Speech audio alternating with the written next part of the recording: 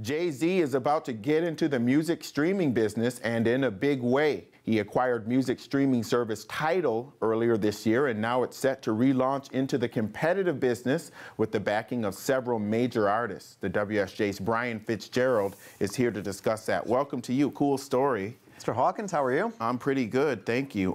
There hasn't been a lot of information about Jay-Z's plans, I know this, but he's gotten some pretty heavyweight people involved. Who are some of the celebrities that are involved with Sure, so if you were just trolling around Twitter today, you might have seen, hashtag Tidal for All, and a lot of artists pushing this service, and there are a lot of them. It was, Rihanna, Nicki Minaj, he's got Coldplay, Arcade Fire, Madonna, Robinson Cano. Who is signed with his Rock Nation Sports. So a lot of celebrities and musicians are associated with Tidal. And of course, a lot of that has to do with the fact that there's concern about the compensation model, that all of these people have a stake in it. Is there any possibility that Jay-Z can help change that with this service? Well, it's like one of the two big questions that need to be answered about this. And more information will come within the hour. At 5 o'clock, there's a press conference.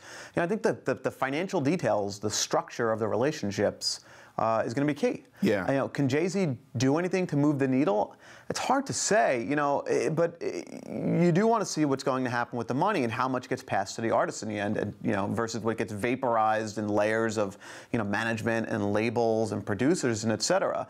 So, what kind of arrangements he comes to with artists to pass money on is going to be key, perhaps, in who he can sign up. Well, as you know me, I walk around with my headphones all the time. Right. I just love music. I'm a musician. And I hear this is high fidelity.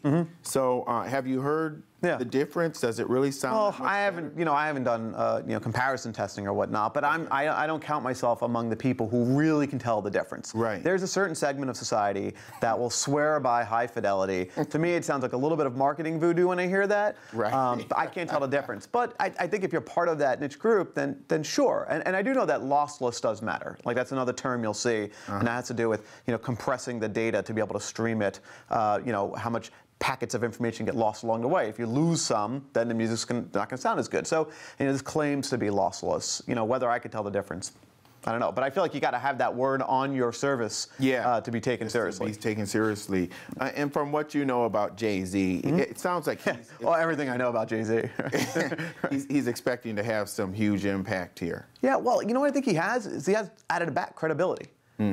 Okay, and I think this is, perhaps one of the issues Spotify, which is considered sort of the boogeyman in all of this, is running against. So, with Jay-Z, he has credibility as an artist and in that community. And, let's just say, I'm an up-and-coming artist, and who am I going to give my tracks to on what streaming service is?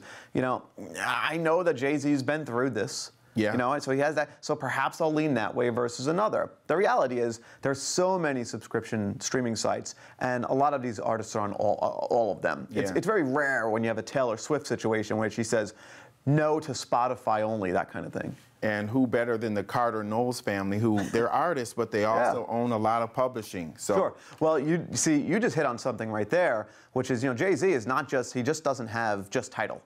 Or really the parent company, which is Spirit. He has a huge empire of a lot of other stuff, including sports marketing, music publishing, et cetera.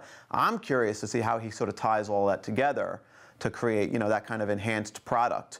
Because I think that's where you can start to see, if you can start talking about economies of scale and where he can start saving pennies and nickels to pass on to the artists. Right. It could be there. All right. Well, this could be the next phase of the music industry. I know you'll be covering it, and I'll be watching. Thanks a lot, buddy. Take care. Appreciate it.